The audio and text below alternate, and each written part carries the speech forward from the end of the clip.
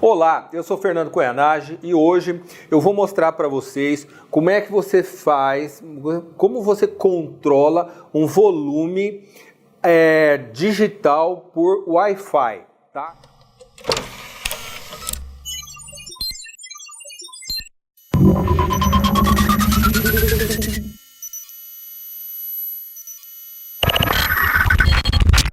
Então você imagina que você tem uma caixa de som remoto, né, em outro ambiente, e você no seu celular você aumenta e abaixa o volume desse sistema de som.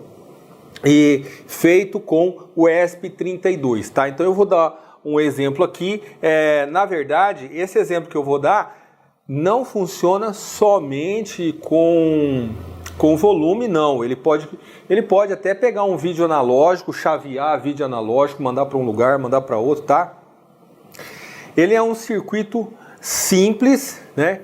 Baratinho. O chip que eu vou falar aqui custa 70 centavos, talvez. A gente vai ensinar o princípio de funcionamento dele, tá?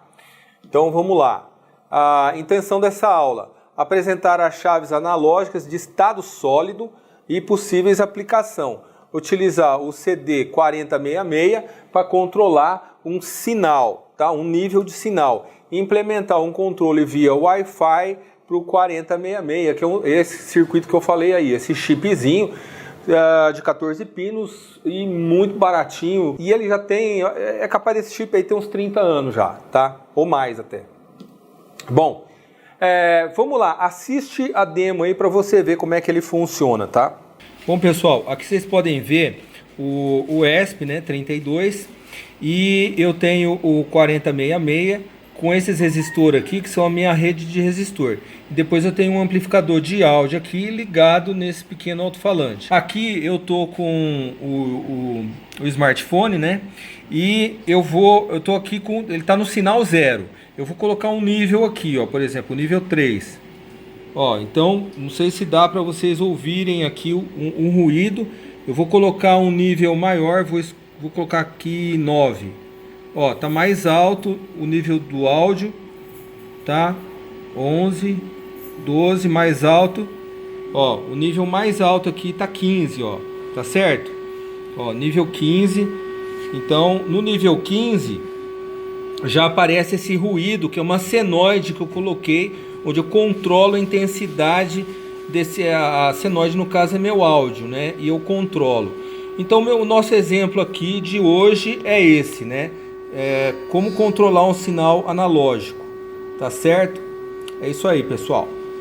Bom, agora que você já viu, vamos lá continuar aqui. Bom, gente, são poucos componentes, tá? Basicamente a única coisa nova aqui são eu tenho um chip de amplificação, né, um amplificador de áudio, e eu tenho 4066, o resto todos os componentes vocês já conhecem, né, dos meus outros vídeos. Aquele recado básico: se inscreva aí no meu blog fernandok.com, tá, para você poder pegar o código fonte. Vamos lá. Se inscreva no fernandok.com, no fórum fernandok.com, é importante para você tirar a dúvida dos outros e alguém tirar a sua dúvida. Assim você não fica sozinho nesse mundo, né? Porque eu não tenho tempo de responder todos os e-mails. Às vezes nem comentar do YouTube não dá tempo. Instagram, Telegram, entrem aqui, comecem a me seguir, tá? Chaves analógicas de estado sólido. Internamente, essas chaves analógicas... Gente, esse conceito de chave analógica, né, de estado sólido, ela é do final dos anos 60, tá? É bem antigo isso aqui. Mas que foi colocado tudo num chip, num circuito, aí não tem tanto tempo assim. Mas, basicamente, o princípio é que você tem entrada e saída, né? E você liga e desliga essa entrada e saída, né? Você permite que ela...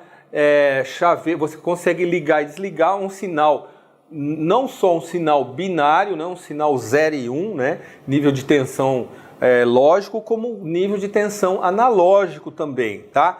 Então, por essa chave, na verdade, o que é essa chave? É um negocinho assim, ó. Se você colocar um pulso quadrado aqui, vai sair um pulso quadrado aqui. Se você colocar uma senoide aqui, vai sair uma senoide aqui, certo? E você sabe que os outros circuitos digitais, lógicos, eles só pulso quadrado, né? Você não consegue colocar sinal analógico em porta lógica digital, né? Então aqui tem uma historinha aqui, não vou ler, tá? O CI, tá? Esse CI aqui é muito baratinho. Existem CIs novos que tem corrente de saída até 150 mA, serve para ligar relé e tal. Então um monte de Existem muitos circuitos todos derivados do CD4066. Existe até um chip que ele é um MUX, que ele tem aqui tipo 16 entradas aqui, uma saída aqui, e você consegue falar, não, agora eu quero esse sinal, eu quero esse multiplexador analógico, né? Então aqui o circuito interno, né? Como é que ele funciona? Aquilo que eu estava falando. Ele tem lá, aqui são a parte do Ctrl A e Ctrl D, né? Eles funcionam assim. Se eu tenho um sinal entrando, né? Eu tenho a parte de controle, por exemplo. Se eu tenho um sinal, um H, e ele está habilitado, ele sai H. Se ele está habilitado, está L, ele fica L na saída. Mas se ele está desabilitado aqui, ou seja, tanto faz a entrada dele e a saída vai estar em alta impedância. Por isso que aparece raiz Z ali. A raiz Z é alta impedância, uma resistência muito alta, né? Ou seja, se não tem nada, se eu não estou habilitando o cara, eu não mostro nada, não tem sinal nenhum na saída. De novo, eles fazem um diagrama aqui de como é que funciona a parte do FET, né? Porque é tudo com transistor FET, transistor efeito de campo, que a gente sabe que a resistência de drain source dele é muito pequena, né? Então ele chaveia um sinal analógico muito bem, né? Isso funciona muito bem. Uma coisa importante, tá? A resistência interna, porque é assim, ó, o carinha o símbolo deles são assim. A resistência daqui para cá é 150 ohms, tá? Então que tem uma resistência, tem, ela é baixa, mas tem, né? Bom, aqui é o diagrama, circuito interno, né? Basicamente é igual a todo chip, você tem um VCC, você tem um GND, e aqui o circuito de entrada e saída, e aqui o controle, tá? Bom, já falei sobre a tabela dele, né? E aqui, gente, tem exemplos de aplicação. É bem interessante isso daqui. Você pode controlar, por exemplo, o ganho de um amplificador operacional. Como que você tem um resistor, o R1 aqui, e o R2, o R2 ele fica sendo uma rede de resistor. Por quê? Porque se ele dá curto aqui ou ele dá curto aqui, só fica valendo esses dois resistores até a saída lá, né, a realimentação. Então, como é que funciona? Toda vez que ele curto-circuita a chave aqui, ele não utiliza um resistor, tá? Se ele voltar a não conduzir, volta a valer o resistor, de maneira que ele põe e tira o resistor, variando a resistência, ele modifica o ganho do amplificador operacional. Essa é uma maneira de mexer em ganhos de amplificador operacional. Às vezes você vai medir corrente, porque às vezes você precisa de um ganho muito alto e de repente se aumenta a escala, você vai medir 10 amperes, 50 amperes, você já tem que reduzir o ganho do sistema operacional, tá? Então, e automático, né? Reduzir o ganho do sistema do amplificador operacional de forma automática. Também tem um seletor de 4 sinais para um único AD. Exemplo aqui, eu coloquei o ESP8266, né? Mas você pode ter, por exemplo, você quer medir 10 sinais AD, mas você só tem um AD livre, você pode fazer uma multiplexação dele, cada hora você lê num ponto. Isso é bem interessante, né? Chaveamento de sinais. Um exemplo, por exemplo, podia ser sinal de vídeo. Antigamente tinha aquele quad, né, que ficava cada hora mostrando uma câmera. O princípio básico é esse circuito aqui, ó, tá? É bem simples o circuito. Bom, controlando o nível de sinal de uma entrada. Quando eu falo controlando o nível de sinal, o exemplo que eu dei aqui é volume. Então eu criei um ruído lá, como vocês viram no vídeo. Eu deixei uma senoide lá gerando um ruído lá, um negócio lá. E eu ficava escutando barulhinho no alto-falante, tá? Às vezes a gente não percebe a variação do volume, porque o ouvido humano tem dificuldade de, por exemplo, de detectar menos de 3 dB de variação, né? Porque, vocês sabem, volume é uma escala logarítmica, né? O áudio, né? Bom, controlando o nível de sinal, né? Então, assim, a gente tá aqui a pinagem do LM386, que é um amplificador de áudio, e o ganho dele é ajustado já, pré-setado em 20, né? Um ganho de 20, se você não mexer nesses pinos aqui. No caso, a gente não mexeu nos pinos. Gente, quem conhece eletrônica sabe que isso daqui é simples pra caramba, né? Na verdade, o que nós vamos fazer? Nós vamos substituir esse resistor aqui, ó, esse potenciômetro aqui, nós vamos substituir pela rede de resistor, que são vários resistores em série ligados no 4066. E o 4066 vai desativando um resistor, outro e outro e outro, e vai variando a resistência, e variando a resistência você varia o potenciômetro, né? Que seria um potenciômetro digital. Ah, já sei, muita gente vai falar, Fernando, mas tem lá o componente o potenciômetro digital. Eu sei, verdade, tem um potenciômetro digital, mas tem um detalhe, né? O potenciômetro digital, ele não chega a ser uma chave, você vai usar somente como resistor, como potenciômetro mesmo, como resistor variável, mas você não vai usar como chaveador. A vantagem do 4066, e porque eu quis usar o 4066, porque além de ele ser um circuito clássico, ele, né, que todo mundo de eletrônica quase conhece ele tem uma utilidade grande para a gente aqui, né, no sentido que, quero chavear um sinal, quero multiplexar um AD, então ele vai fazer isso, o potenciômetro digital não vai fazer isso, entendeu? Então, lógico, a questão aqui é variar o volume, mas ele não serve só para isso. Esse cara, ele é um canivete suíço, ele serve para muita coisa, tá? Muita coisa mesmo. Bom, gente, aqui, ó, eu coloquei um alto-falante de 8 ohms, tá? Coloquei aqui um capacitor 250 microfarad. Esse resistor, esse aqui eu nem coloquei no circuito. E é basicamente assim, é bem simplesinho mesmo esse cara. Bem simples mesmo. Bom, aqui é o seguinte, controlando o nível de saída, né, o nível do sinal de entrada, né? Então, na verdade, é o seguinte, eu tenho um áudio entrando aqui, certo? O que acontece? Esse resistor aqui, porque ó, o potenciômetro, ele é isso aqui, né? Ó.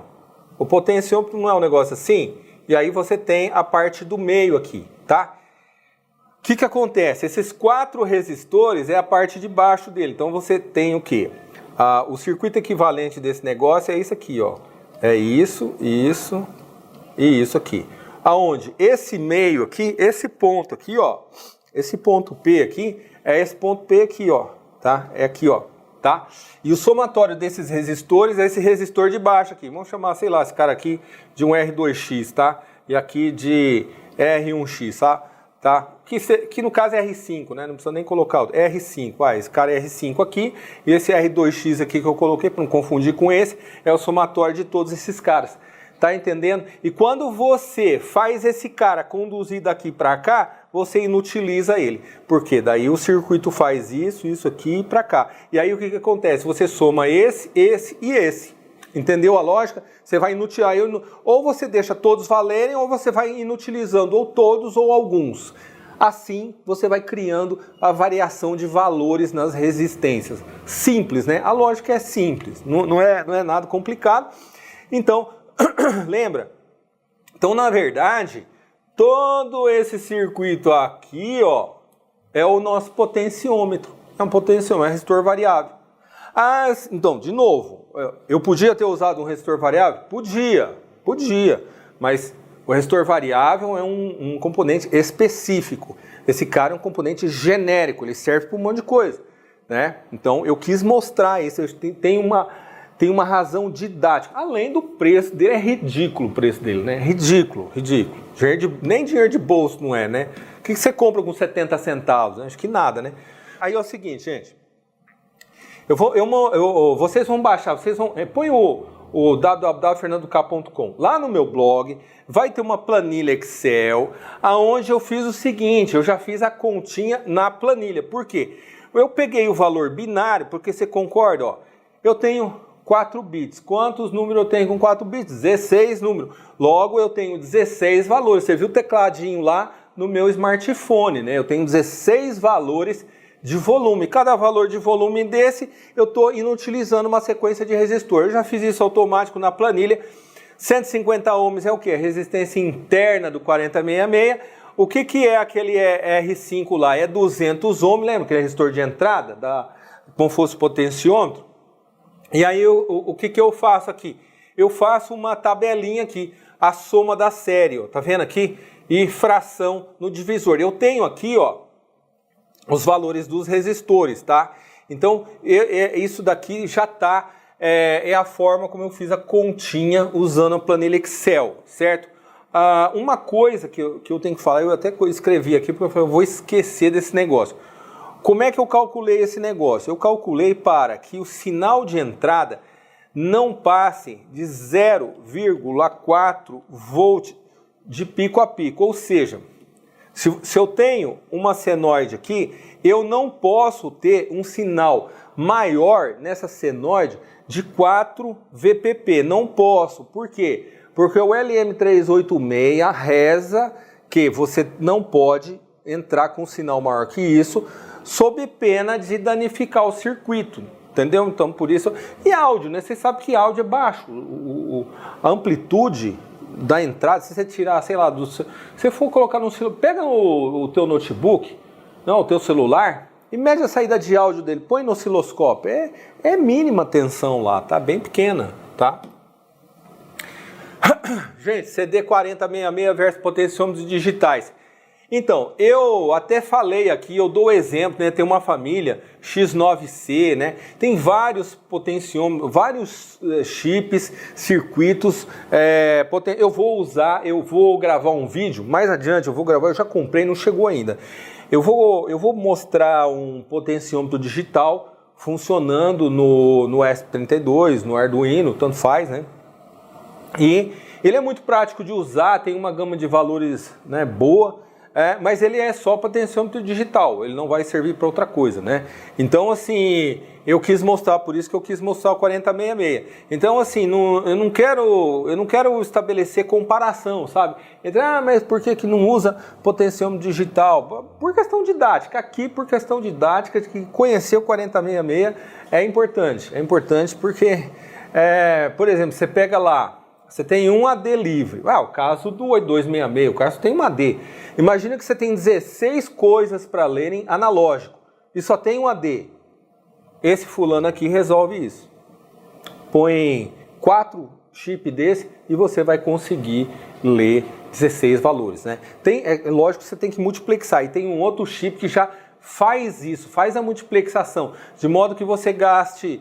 Com 5 pinos você vai ter, por exemplo, usando 5 pinos do 8266, você consegue ter 16 ADs, tá? Então, assim, você está entendendo que esse cara aqui ele é muito mais amplo do que só um potenciômetro, tá? É isso que eu quero que vocês entendam. Aí tem aquele texto lá, não vou ler, né? Vocês entram no meu blog lá, entra no meu blog e lê depois tudo aqui que eu escrevi. Código fonte de teste de todos os níveis sem conexão Wi-Fi. Fiz um programinha só para testar o negócio, só para testar o circuito, né? Wire, né? I2C, SSD. Quem assiste o meu canal tá careca de ver essa inicialização aqui, né? Display, né? A gente é obrigado a criar esse objeto aqui. A gente criou esse objeto e aí eu tenho os 4 pinos que são pinos para mim de saída, tá? É o 21, 13, 12, 14, que vão estar relacionados com o status ABCD. Dos 4 bits da minha tabela binária, certo? Deixa eu falar, deixa eu fazer uma aspas aqui. Gente, muitas vezes, eu sei que tem seguidor que já quer, não, Fernando, eu só quero acender, apagar a luz da minha casa, tudo, não tem jeito, cara, eu sempre falo, um pouco de eletrônica você tem que saber. entendeu? Tem que entender um pouco, tem que saber um transistor, tem que ter uma noção dos resistores, capacitor. Não dá para você mexer com automação sem entender eletrônica, sabe? O meu canal, eu sei disso, eu acho que de repente eu sou tipo 80% código-fonte, tá? Mas, cara, eu vou falar assim, eu estudei muita eletrônica, sabe? Muita. Eu estudei, eu fiz curso técnico de eletrônica, depois continuei fazendo curso de eletrônica. Então, assim, a gente precisa da eletrônica. Não dá para ficar só no código-fonte. Código-fonte não resolve tudo. Ele, bem da verdade, ele resolve, uns 80%. Mas tem coisa que... Então, assim, volta e meia eu vou voltar aqui nos circuitos e tal, entendeu? E eu estimulo fortemente vocês a ir estudando eletrônica, tá? Na internet não precisa falar, né, gente? Tá forrado, né? Forrado de vídeo bom, né? Tá certo? Vamos voltar aqui. Aqui, eu já faço tudo pin mode com saída, né? O display init e eu dou um flip vertical screen, né? Para ficar na minha direção, que eu tô olhando o chip. Aqui, gente, é o seguinte. Eu pensei até de fazer um deslocamento de bits, mas eu sei que muita gente nova não gosta. Quem está começando a aprender a programar, quando vê deslocamento de bits já apavora. Então eu falei, quer saber? Vou fazer switch case, assim, ó, fica fácil de enxergar, né? Porque pro processador, bem da verdade, ele é tão poderoso, cara, que tanto faz, entendeu? Você fazer com switch case, com deslocamento de bits, vai mudar nada, entendeu? Então você faz lá, switch seleção.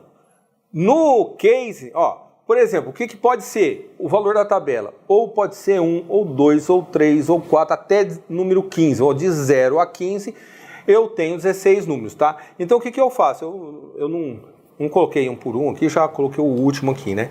Então qual que é o último número binário? Porque eu não tenho 4 chaves, então eu tenho 4 possibilidades. Ou ela está ligada ou desligada, né? Está conduzindo ou não conduzindo.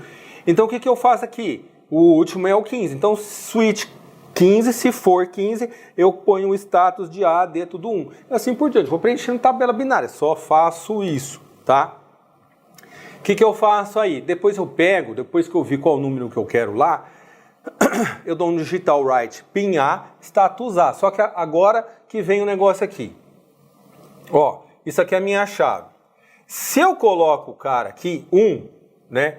Ou então high, que seja, ele vai conduzir daqui para cá. Se ele conduz, ele mata o resistor. Então tem que ser a lógica inversa. Não pode ser. Quando eu quero que o resistor fique valendo o valor dele, eu tenho que pôr 0 aqui. Porque 0 ele não conduz, o resistor que está ligado aqui, em paralelo, vai valer o resistor dele. Porque o que faz? Se eu fecho aqui, eu curto o circuito. Quer dizer, entre aspas, né? Eu dou um curto-circuito entre aspas, porque a gente sabe que aqui dentro vale 125 ohms. Mas, se eu tenho um cara de 10K aqui em paralelo com um resistor de 125, vai mudar o valor, né? Entendeu? Praticamente que 125 com 10K vai valer um pouquinho menos de 125, entendeu? Então, quer dizer... É como se tivesse o cara ligado aqui. Então essa aqui é a lógica. Então eu inverto aqui, por isso o NOT aqui, a exclamação na frente. Eu estou sempre invertendo o valor do status. Ou seja, eu quero a tabela binária de 0 a 16 invertida. Beleza. Aí o que eu faço, gente? Logo depois eu dou seleção mais, eu estou incrementando o valor.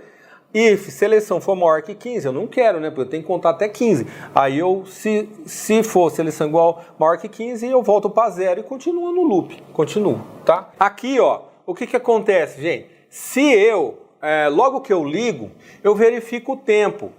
E se eu verifico o tempo, o que eu faço? Se milis é maior que 5 segundos, então tudo bem. Aí a seleção atual e eu vou imprimindo aqui os bits, tá? O status A, B, C e D. E vão mostrando a tabelinha verdade, né? Aquela tabelinha verdade lá.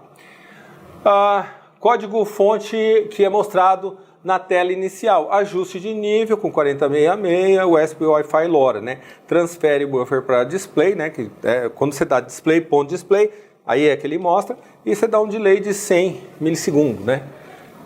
Basicamente isso. Bom, agora a gente vai para o código fonte definitivo, tá? é o programa aquele que eu mostrei no vídeo lá para vocês, tá? Então vamos lá. Vamos aqui. Bom, gente, ponto H, né? Não tem o que falar, definindo porta do display, né? SDA, porta do I2C. Estou definindo o objeto do display. Aqui eu já expliquei no outro código-fonte. São os pinos de saída, as variáveis booleanas binárias, né? E aqui eu já começo com o Wi-Fi server, né? Ou seja, eu estou definindo um server no port 80 aqui. Por quê? Eu entro com o meu smartphone no ESP32 aqui, certo? Bom, é a mesma coisa do outro fonte, eu estou definindo todo mundo como output, display init eu sou obrigatório, flip screen, né? Depois eu dou um clear no display, aí eu seto alinhamento, seto fonte, escrevo nele, conectando. E dou um display.display para exibir definitivamente no display. Bom, aí o que eu faço? Eu dou um Wi-Fi begin. Gente, essa parte aqui de Wi-Fi, vocês sabem que tem bastante vídeo meu lá, né? Isso aqui é um repeteco, né? Um repeteco daquele monte de vídeo que eu já gravei como criar um servidor, né? Mas enfim, é isso aqui. Aquele arroz, feijão, rede, o SSID e senha, né? E aqui é aquele esquema que eu sempre faço. Enquanto o Wi-Fi status está diferente de conectado, eu vou imprimindo pontinho nele, tá? Se eu cheguei até aqui é porque ele conectou na rede. Aí eu dou um clear, dou um drawString conectou, né? Dou um ponto de display e dou um delay ali de 1 segundo, certo? Bom, o que eu faço? Eu defino o IP address, né? O gateway, subnet, eu sou obrigatório, isso é obrigatório fazer. Aí eu dou um clear no display e dou configurando IP, né? Fixo para. Aí eu com esse método IP to string, eu vou imprimir no display o valor do IP, né? Tá certo? É isso que o método faz. E no caso to string é só para ele converter. Bom, aí eu envio a configuração. Quando eu dou wi-fi.config IP, gateway, subnet, efetivamente eu estou criando essa rede. Eu dou um server.begin, né? Delay 1 segundo.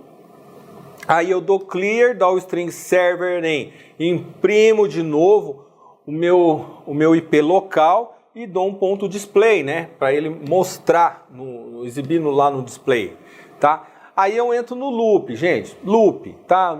Você vê que a lógica é bastante simples, a lógica fica fácil, né? A lógica não é difícil desse programa. O Wi-Fi Client, eu dou o server.available. Se eu não tenho cliente, eu retorno. Se eu tenho, eu apago o display. Eu coloco o server name, imprimo o IP desse cara. Aí eu lá, novo cliente conectado, exibo no display tudo isso daqui, né? Porque é só na hora que eu dou ponto display ali que ele efetivamente vai me mostrar esse cara. Aí nós fazemos a leitura, né? Que eu uso aquele método, porque eu criei um client, não criei? Então o que eu faço? Client.readString until /r. Eu fico esperando um /r. Isso aqui tem a ver o que, gente? Com eu ser um servidor HTTP, né? Entendeu? E aí, esse daqui é o código fonte. Isso aqui é Isso aqui é o HTML, é o CSS daqueles botãozinhos, tá? Então, isso aqui não vou passar batido, não vou ficar falando disso, ó, um monte de... Espera só um pouquinho. Aqui, ó, aí no final, porque esse cara inteirinho tá dentro dessa variável aqui, HTML. Quando eu dou um client.print nesse método, o que esse client.print faz? Ele manda pro buffer. Quando eu dou um client.flush, pum, aí ele vai. É flush que efetivamente manda esse monte de HTML para lá, tá? E quando eu recebo aquele monte de HTML no meu browserzinho do celular, é isso daqui que aquele HTML se transforma, entendeu? Então vamos lá, ó. Aí, gente, o código-fonte. Lembra que eu falei lá daquele loop, da tabela? Lembra daquela tabelinha que eu fiz o teste lá? Mesma coisa, só que o que acontece aqui? Eu recebo uma string, por exemplo, ação, porque não pode pôr cedilha, tá? Por isso que tá acão aqui. Ação igual a 0, ação igual a 1 é a minha variável. Lembra daquele switch case do outro código-fonte? Aqui, o que é isso? Eu recebi esse negócio pela linha de comando do browser. Eu simplesmente catei essa string, né? E aí eu comparo ela. Pô, é ação 1, é ação 2, é ação 3. Não é switch case, é um if then else aninhado, mas é como fosse. E aí o que vai acontecer? Se eu tenho o número 0, o número 1, o número 2 até F, eu vou jogando minha tabela binária. O último é tudo 1, né? Na tabela binária é tudo 1, né? Bom, aí não tem mistério, né, gente? O que eu faço com o digital write aqui? Eu dou digital write no pino A, o inverso de A, assim por diante, de B, de C, de D, tá? Delay 200 milissegundos. Aí o que eu faço? Fecho a conexão com o cliente. Eu dou um client.stop. Ao desconectar o cliente, eu atualizo o display. Aí eu dou um clear no display, tá? Draw string server em, aí eu imprimo o IP e mando mostrar, né, efetivamente no display com um ponto display. Aqui, ó, aparece assim, ó, server em, tá vendo? Jogou e imprimiu o IP o IP local aqui, tá certo? Bom, gente, esse exemplo eu considero um exemplo simples, não é um exemplo difícil. Eu acho que esse vídeo faz parte também. Deixa eu falar aqui. Eu acho que esse vídeo também faz parte de uma coisa que eu quero que meus seguidores comecem também a ter mais conhecimento de eletrônica, tá? Então eu sempre estimulo vocês, né? Então compra um osciloscópio, compra o ESP32, compra um ESP32 LoRa. Eu brinco, né, gente? Para de miserê. Mas é verdade, porque pensa só, você tem que ter o equipamento de medição, você tem que ter os chips, senão não dá para aprender. Não é nenhuma fortuna assim. Você vai fazer hoje uma engenharia aí numa faculdade paga, você vai pagar o quê? Um pau e meio no mínimo, cara. Um pau e meio por mês, uma faculdade de engenharia elétrica, eletrônica, né? Então assim, pega o dinheiro, investe em equipamento, porque hoje em dia com o YouTube, com os vídeos aqui, você sendo autodidata, você consegue aprender muita coisa, tá? E assim, eu prezo muito pelo autodidatismo, sabe? Pela pessoa ir atrás, aprender sozinho, né? Então assim, eu sou muito preocupado com isso. Eu acho que essa postura a gente deve ter. Eu acho que o mundo moderno, o mundo desse século XXI, ele é assim. As empresas esperam que você aprenda sozinho. Isso eu vivo, tá? Isso aí eu percebo que quanto mais você for autodidata, eu acho que melhor para você, tá? Bom, o que eu queria falar hoje era isso, né? E até o próximo vídeo.